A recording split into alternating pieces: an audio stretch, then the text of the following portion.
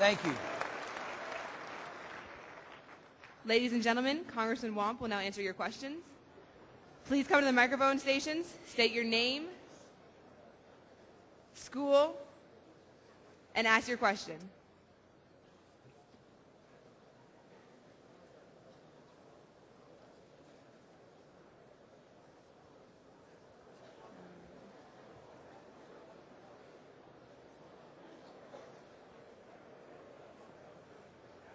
Sir.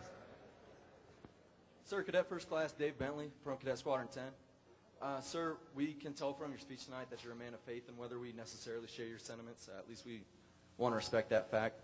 And on the topic of religion, I was hoping you could share with us your feelings on how we can relate better to each other, the people that share different religious viewpoints. Well, let me say this, because Sandra Bunn Livingstone, in my opinion, Dr. Sandra Bunn Livingstone, is the foremost authority in the United States of America on religious freedom and human rights around the world today. I spent quite a bit of time with her in the last few months. We are very, very concerned.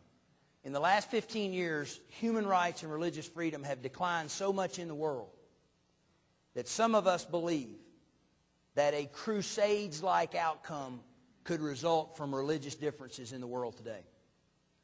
We are pluralistic by definition. People came to this country, yes, with a Judeo-Christian foundation, but with total tolerance to religious perspectives and freedom. We got to remember that. We got to remember that always, because we are about pluralism. And it's difficult when the radicals within Islam attack us for us not to make this a religious divide. But we cannot if we're pluralistic, if we respect people's religious freedom. And that's the foundation here, is religious freedom. So pluralism, we have to promote. We have to stand by that guard, my view, about this.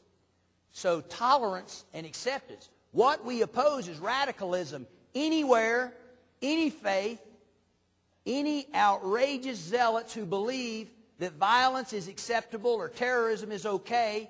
They're out of the mainstream of that faith.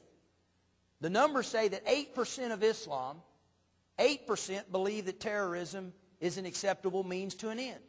That means 92% do not. Now, the bad news about the 8% is if you run the numbers, that's 130 million people. That's why the threats are real. That's why we have to have the moderates stand with us against the radicals. That's why we need to engage peaceful people of all faiths to stand with us against the radicals. That's how big the threat is. And let me tell you that radicalism today within Islam is a greater threat to our country and our way of life than Nazi Germany was. That's the truth. So it is real. But I got to tell you, as a believer myself, we have to reach out to people of goodwill in all faiths to stand together against the insanity of terrorism around the world. Therefore, in your own relationships, it starts with you. Whether you're tolerant, whether you're accepting, whether you look past the surface. And I think that's important, because people are people. And there are good people and bad people from every perspective. But we need to look for the good. I mean, Alex Haley said it. Find the good and praise it. I think that's where we go. I think that's an excellent question, because we cannot accept a Crusades-like outcome here, where over religious differences the world is in this incredible conflict. We're leading, but we have got to have moderates around the world stand with us.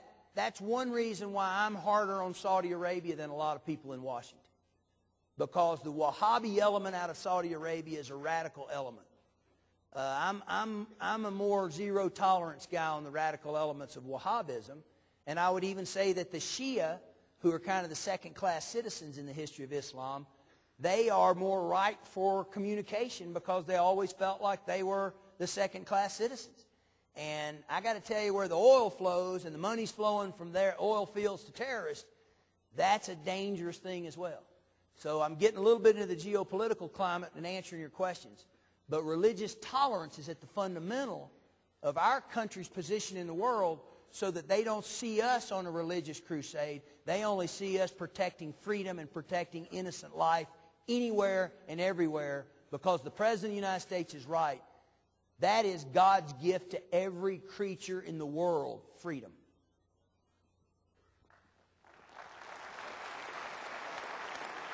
Sure. Thank you. One more question.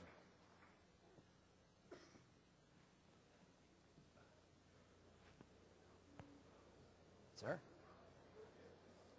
It's a race to the mic.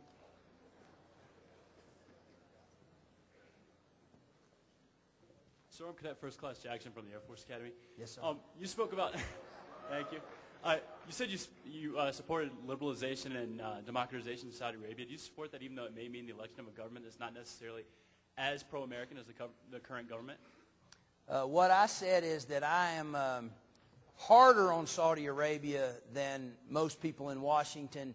I'll be careful here where I'm at, because I wouldn't sell weapons to Saudi Arabia is what I meant. I didn't say that I support any changes in Saudi Arabia. I think we've got to be very careful about the Saudi royal family. And you read a book called Alms for Jihad.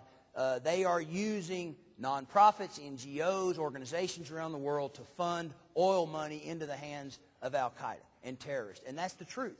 And there's division in Washington, even in the administration, as to if that's happening. But it is. And at what level it's happening and what our response should be. But I'm not sure that I must not have conveyed what I said well enough for you to understand, because I didn't take a position with respect to the Saudi government. I just took a position in respect to the Wahhabi element of the radicalism coming out of Saudi Arabia.